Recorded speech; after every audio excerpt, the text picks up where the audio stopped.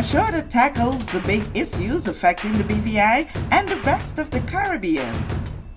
Searches for answers to today's big questions and gives viewers a unique perspective on developing stories. Follow the big story with me, Kathy Richards, only on JTV.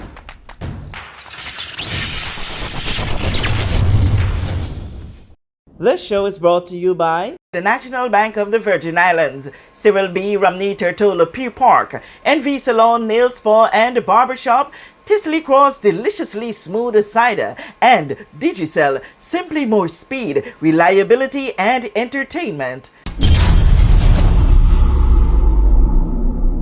Everyone looks to the future, but no one truly knows what the future holds.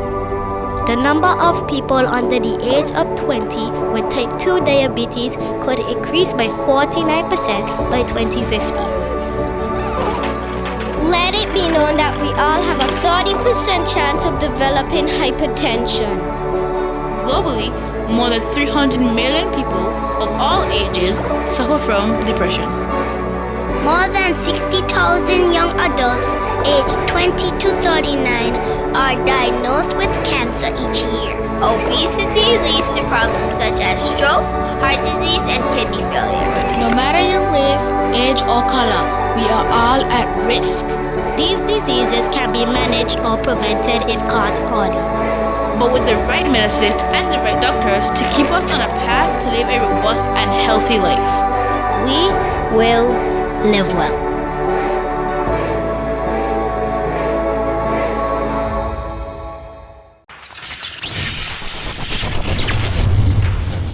Welcome to this edition of The Big Story. I'm Kathy Richards. I want to thank you so much for joining us. I want to greet you with season greetings at that time of year. Very festive, and for that reason we have our guest today, Dr. Michael Turnbull. Why Dr. Turnbull during a time of Christmas and all these festivities? Well, Dr. Turnbull, while I welcome you to the set, I take you straight back to when you had the launch or the official opening of the Pediatric Center.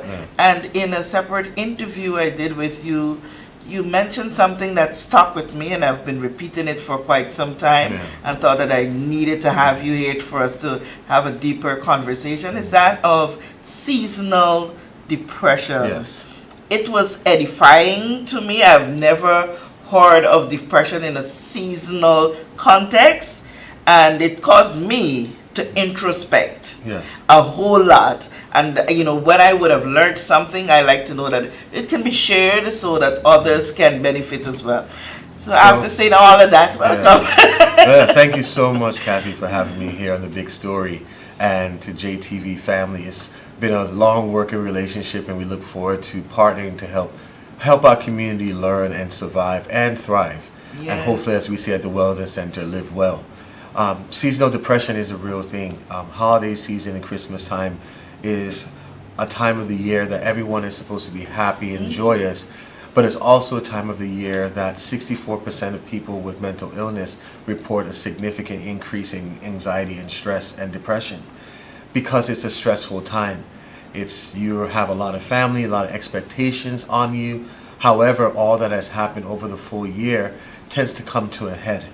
This Christmas, for example, is going to be the first Christmas for some people who've lost loved ones to be without their loved ones. So there's that grief that is going to come around when they look at the other end of the table or the other end of the room, and that person, their loved one, is not there for the first time, or it's their second time, or it's their third or 10th time. It never gets old when you lose a loved one.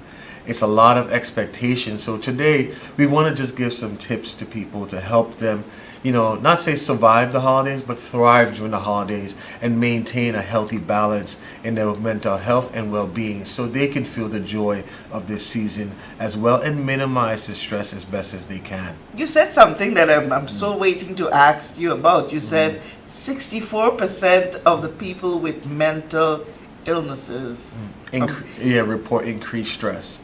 And increase, their symptomology is exacerbated. It means it gets worse during this time. Seasonal depression, as you mentioned earlier, is a phenomenon in psychology that has been observed And it's usually that from November to January, February, that depression increases.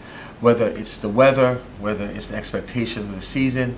As you know, it's rainy season. In the States, it's snowing, it's cloudy, it's dark, and that also contributes to how you may feel. Summer, there's a sun, there's outside, Brightness, there's yes. brightness, so all that contributes to the dreariness. And if you think about it, very simple things. Sometimes when it's raining or it's dreary outside, your mood tends to match how the outside looks. Sometimes. So if you think about that in a clinical level, that's kind of the phenomenon how it's described.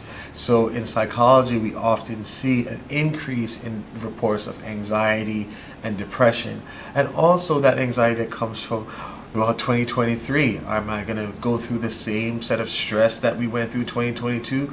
And for some, that is very triggering. That is a lot to deal with because it's not nothing to look forward to. Anxiety is worry about the future. And if you don't think your future is going to be bright, it causes you to really experience some symptomology and symptoms that could cause you to not feel festive during the season. Also with that, those depressive feelings, the sadness and the isolation and the withdrawing, and just feeling alone or guilty. Those things happen as well because you're worried or sad about what's to come.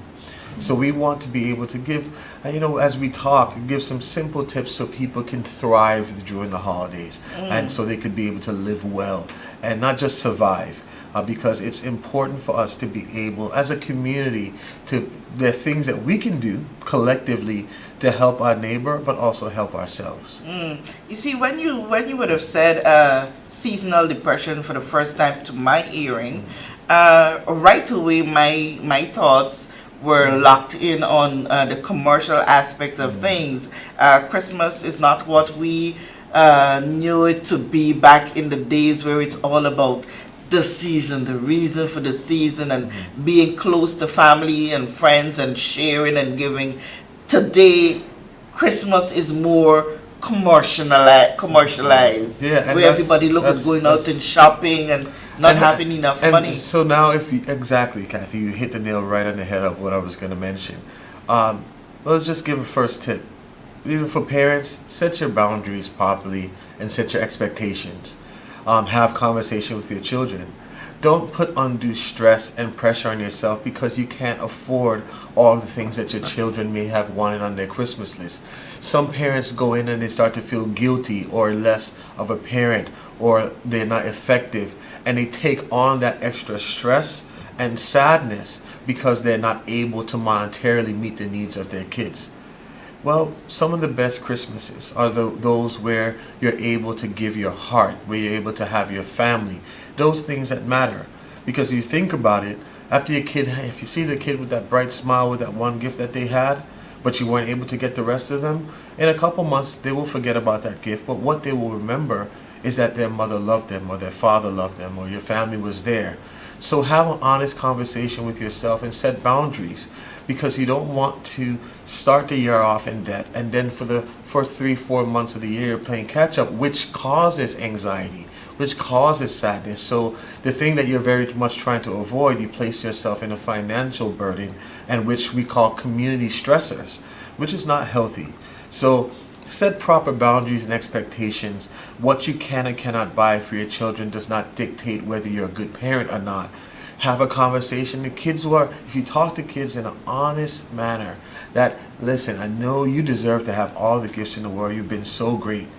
However, based on what we have as a family, we're going to have a great dinner. We're going to have food on the table. I'm going to try and get you one of those special gifts that you had, but that's what we can afford right now, and that doesn't mean that we love you any less. That takes the pressure off of the kid with undue expectations and the parent. Not an easy conversation, however, a necessary conversation to prevent undue stress and depression and sadness.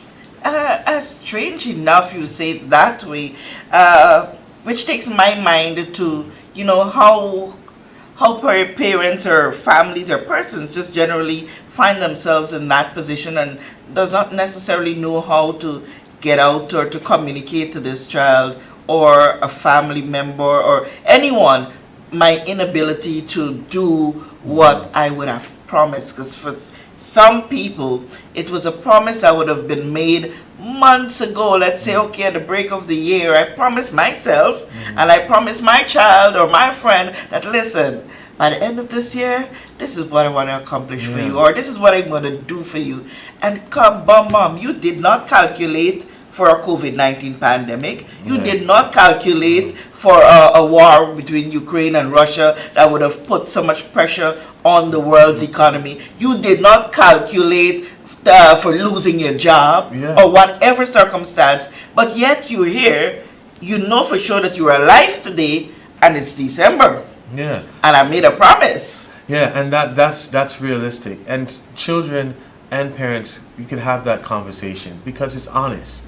If you can't afford it, you just can't. And the reason is not because you didn't want to, but your job cut hours early up in the year and you're just now starting to catch yourself. And so that's where you look at community resources. There are places and churches that are giving away unwrapped gifts that you can be able to go there and get that gift for your child and be able to supplement what you don't have. Also, just having that conversation. I mean, it's not easy to have it, but it's necessary. Yeah, just knowing how to have it. How Well, do I open my mouth to say it? The best way is to be honest and transparent and simple, because children are very adaptive. Children are very adaptive, and they are able to understand the truth, and to speak plainly to them, they will get it.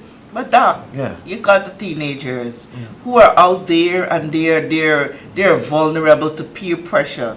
Look, I'm turning 16 in December. Yeah. My mom says when he turns 16, it's going to be the sweet 16 party. Yeah. Mom is now telling me, sweetheart, Mommy really can't do it. Yes, my child is willing to accept that and work and see that mom is in a difficult circumstance, but that child still needs to be able to exist among the peers who would have been priming up to say, look, I'm going to have a sweet 16. Well, I would just tell you, for those parents, that some of the best celebrations that I had as a kid were the simplistic ones. So you may need to scale it or change the venue. Maybe you can't have the photo shoot. Maybe you can't have a venue. Some of the best parties I had were on the beach. Beach is free. And had a cake that a friend made.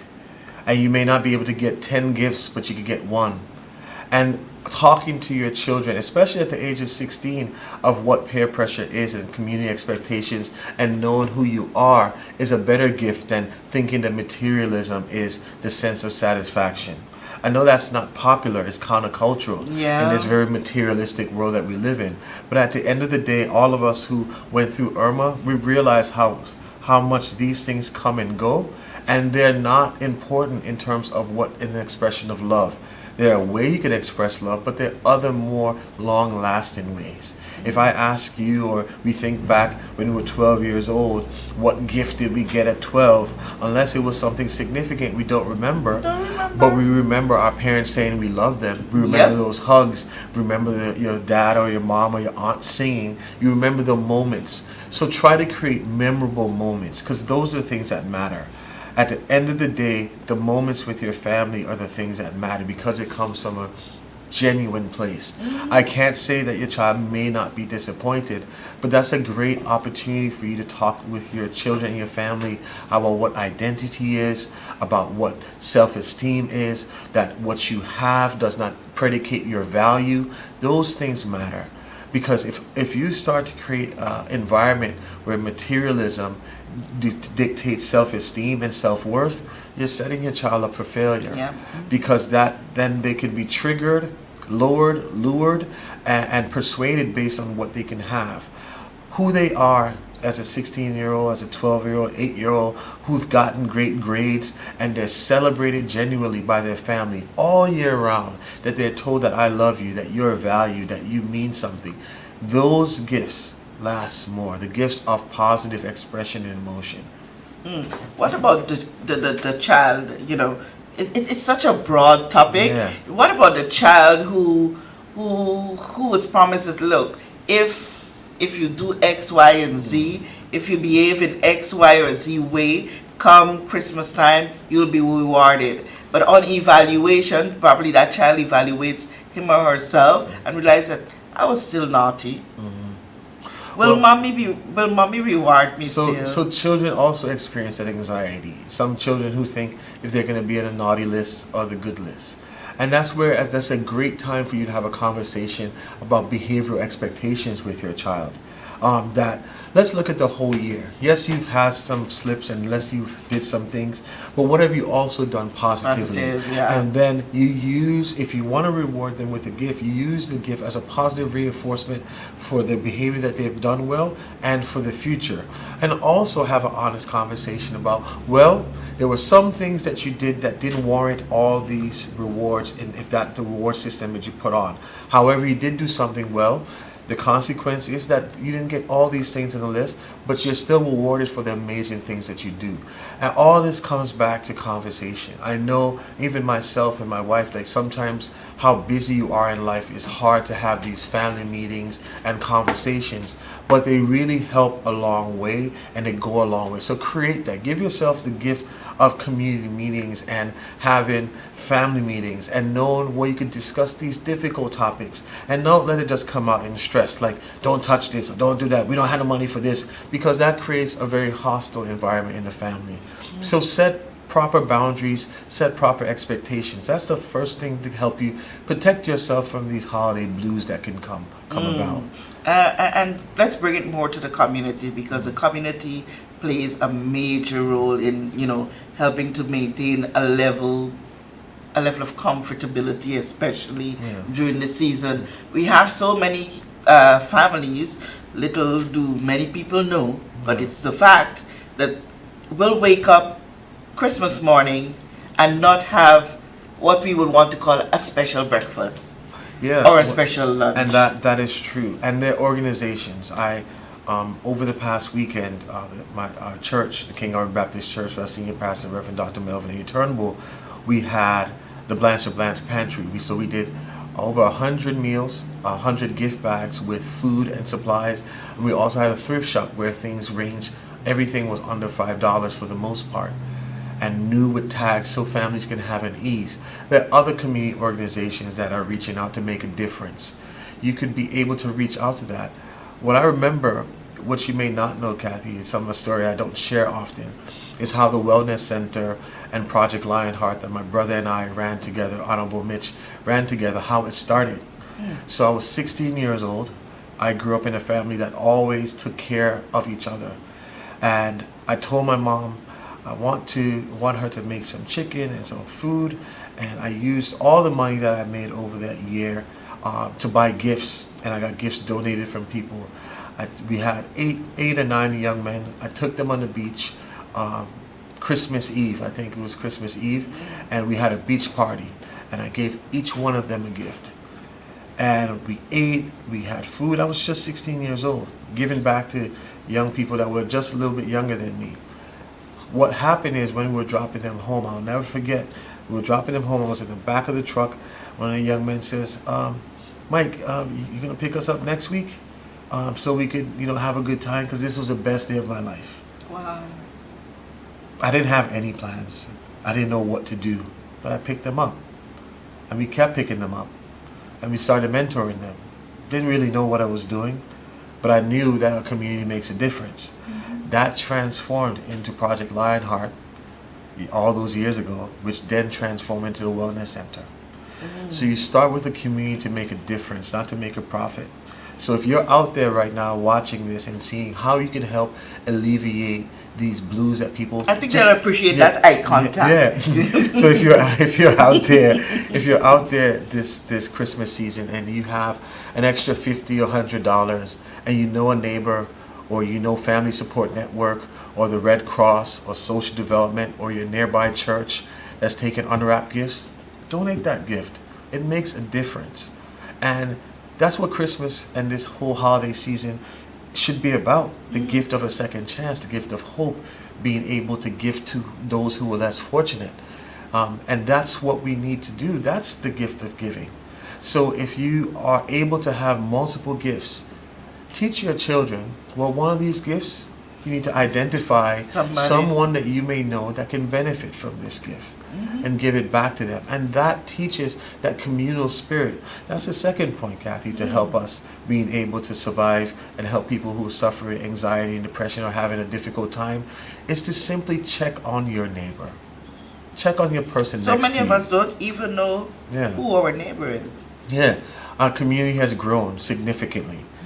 Here's the thing, though, in regardless of the diaspora or expatriate or the makeup, all of us at some point in time will need assistance and help.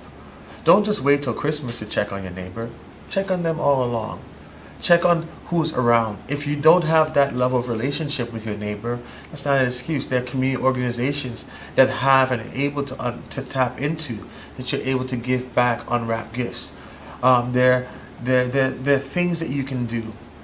Just like you may know a family, you may know them, you may be aware of them, or you could call social development department and ask them, hey, do you know families that are in foster care that may have a difficult time that can take donations?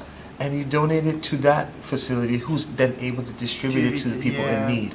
There's something that we can do. So I challenge everyone who's able to just do something.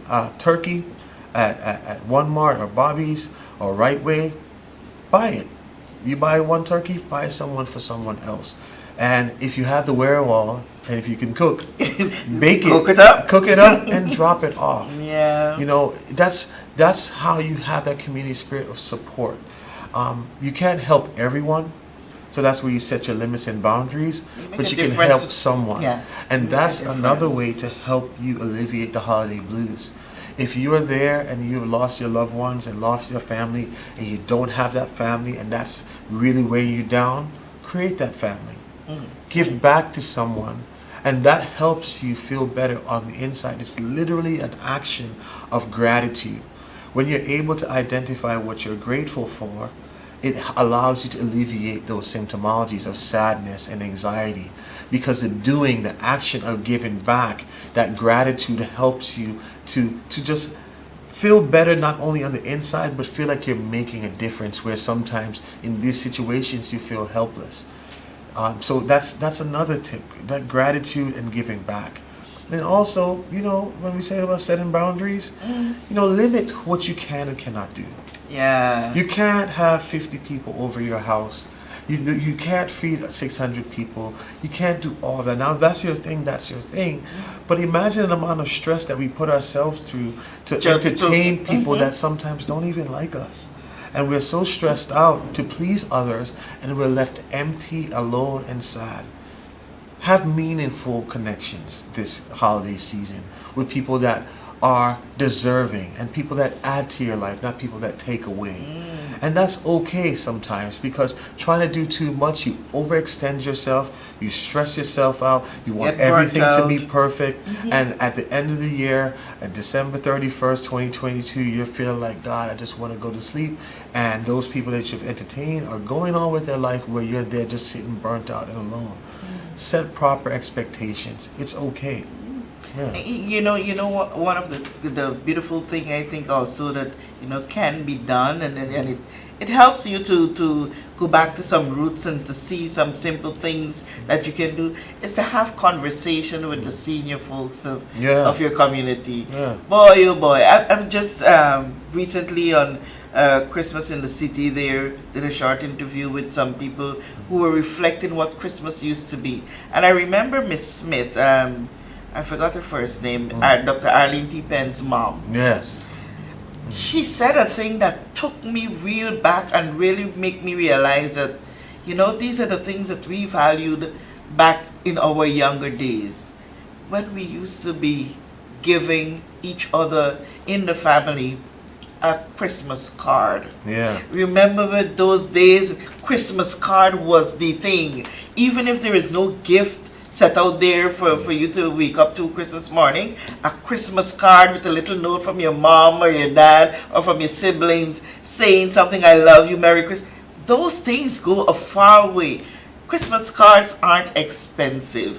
Some of us, even if we don't want to cook or buy food, buy a pack of cards. Distribute to your neighbors. And what happens, they last. Because you could Yes. always go back and read that card for inspiration. Yes. So meaningful expressions of gratitude, love is also helpful. If you know a family that has lost their dad or their mom or their sister or their brother, you can drop off a Christmas card. The thoughtful count that you're doing helps not only lift your spirit, but the person next to you. There are other simple things, Kathy, you can do to help alleviate. The things of making sure you eat well during this time. Not overeat, because that helps depress your system and then makes you feel guilty. And then you all rush to gym January morning come, right? Yeah, exercise in exercise, take walks. Just find time to take time for yourself. Find some time for some self-care during this season. Just don't do everything for everyone. Be able to say no. Remember yourself. Reflect. If you've lost a loved one, it may be difficult, but visit the grave. Have that conversation. It's going to be tough, but it's going to be helpful for you if you can, and if you have support, to be able to honor that person, because it helps you not avoid or lock away those unhappy feelings. It helps you have a place where you can share it. I know it's hard, and if you have someone that can go with you, go with them together. Heal together and be in this together. And that's, one of my major things. To try not, if you can, to not isolate yourself, because all that will do is make your problems be more compounded in your silence, in your darkness. Just come out, be amongst each other. Even if you can't do it for a long period of time, just try in spurts. Set some expectations. Say, I'm going to go here. I'm going to say for an hour. If the hour is all you can handle, do that. It will help you break up that cycle of sadness and call what you call a pattern interrupt. Also, what I recommend, practice some mindfulness, some healthy breathing, being able to take some time to calm yourself. Right now, December, everyone is saying you should be happy, but right now you're stressed. So you could find that space. And if you feel like it's too overwhelming, talk to a health professional. Talk to your friend. Talk to someone. Confide in them. Don't just bottle these feelings up. You might be thinking, oh, nobody wants to hear me during this time with my sad news. Little that you know that that person that you may be reaching out to may have experienced what you're going through and may offer some healthy tips. If you're not able to talk to that person, you may be able to talk to a professional. There's several organizations and entities that are able to help you during this holiday season, because we are sensitive to know that this is a difficult time and we want people to live well. So that, reach out. Reach out to someone. When people hear where you didn't use the word as in naming the type of medical profession, but very often when people hear, okay, you should go see a professional in this area. Oh no, I'm mad. I don't need to go to this for a certain set of people. Oh dear, you look me beautiful on the screen, but there are times when you need that person to talk to. That confidential, safe, protected environment where the person is non-judgmental and creates a safe space for you to share and be vulnerable. That 45 minutes to an hour that's just dedicated to you, all about you, that is protected, you're able to share and also get strategies and tools to be able to cope. I think everyone in some way, shape or form is able to do that. Some people are able to get it through their religious experiences, some people are able to get it through their friends, but sometimes it gets to a level where those things are helpful but they're not enough. So you can love God and still have a therapist.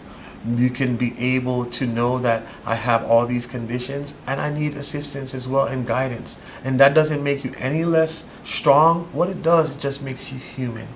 It makes you a person that's just living in this day and age with all these problems and things and challenges.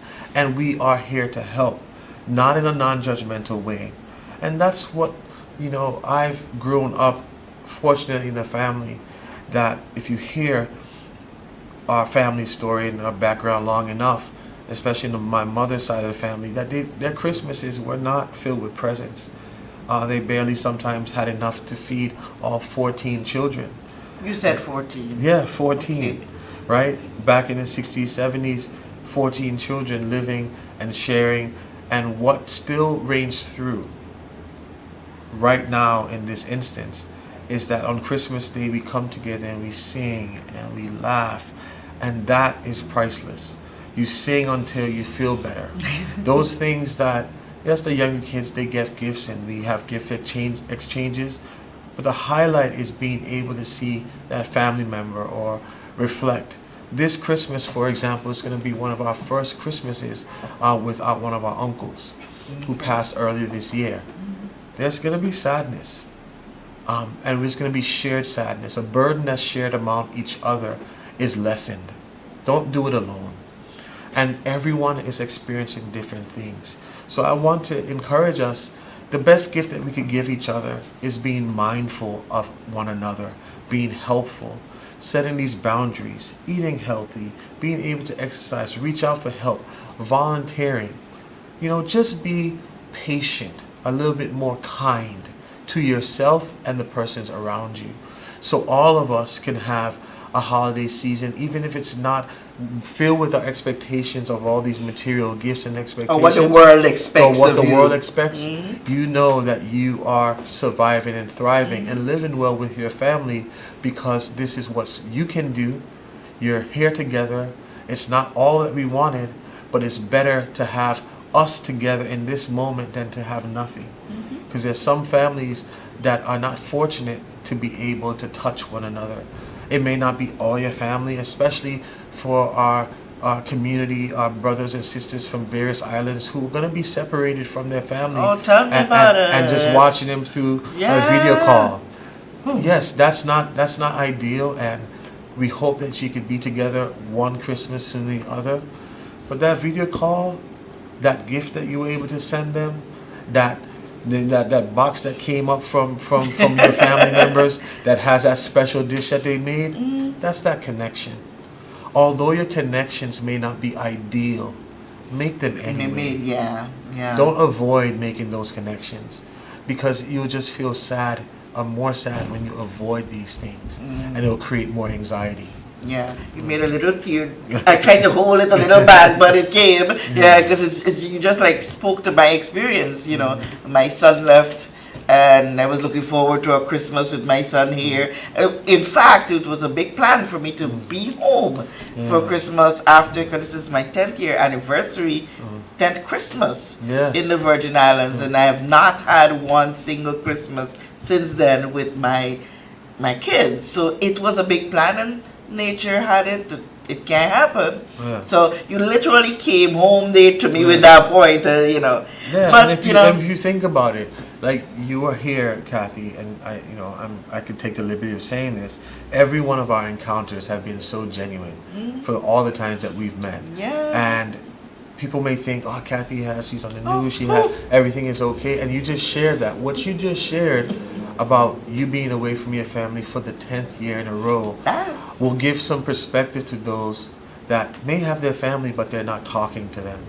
You may want to bridge that gap. Oh no, you may want to cherish it. Yeah. Yes, accept who your family is. Some families you may have to set boundaries, but if you can make amends and offer forgiveness, do it. Cherish that. Reach out. But as others who will have to look at their parents and families over video, still embrace that. Still cherish it. Make it the best that you can. If you're going to sing Christmas songs, put them on video call and you sing together. Open the presents together. Technology allows us to still be close even when we're far. We can look at what we don't have or maximize the resources that we do have. Don't concentrate on your lack. Concentrate on what we're able to do. And that will make it even a more enjoyable holiday season. And then when you're able to physically touch that person and embrace them, it makes it all the better. And all the minuscule things sometimes that we are anxious or fussing or angry about goes away. So, this Christmas season, this holiday season, this New Year season, as we have different persuasions and cultures, one thing that breathes through all of this is that we are stronger together. We can be able to heal each other. We can be kind to each other. And mentally be able to manage your expectations. Be able to listen to one another. Express gratitude. Take time for yourself. Set proper limits. Eat well. If you're overextended, ask for help. And if you're able to, give back to someone else, because that not only helps you feel better about what you're doing, but it also helps a family in need that's able to have a little bit of hope and gratitude during this very difficult season. Thank you so much for this moment. Yeah. I know it did not just benefit me, but it would have benefited so many others. It's always, like you said, a genuine meet whenever we do sit on the set. Thank you so much for always being so willing. At a click of a call, you're always ready. So thank you so much, and I hope that this has, been so healing or rewarding for so many of us who have listened to this program today. Remember, take time for you this Christmas, but don't forget others. I'm Kathy Richards. Thank you so much for joining us for this edition of The Big Story. Everyone looks to the future, but no one truly knows what the future holds. The number of people under the age of 20 with type 2 diabetes could increase by 49% by 2050. Let it be known that we all have a 30% chance of developing hypertension. Globally, more than 300 million people of all ages suffer from depression. More than 60,000 young adults aged 20 to 39 are diagnosed with cancer each year. Obesity leads to problems such as stroke, heart disease, and kidney failure. No matter your race, age, or color, we are all at risk. These diseases can be managed or prevented if caught early. But with the right medicine and the right doctors to keep us on a path to live a robust and healthy life, We will live well.